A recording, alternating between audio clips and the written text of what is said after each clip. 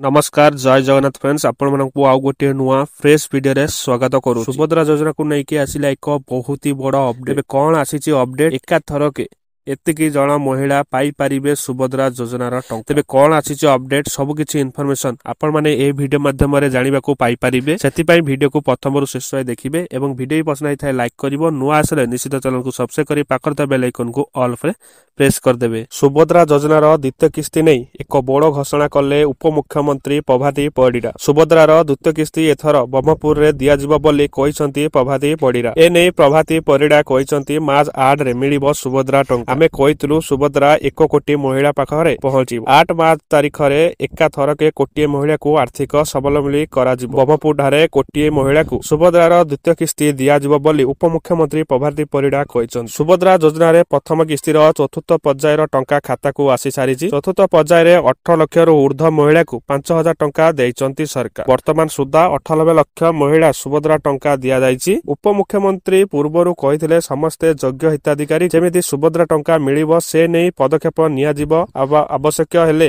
बात पड़िथिबा हिताधिकारी को कर्मचारी माने व्यक्तिगत भाबे भेटी समस्यार समाधान करिवे।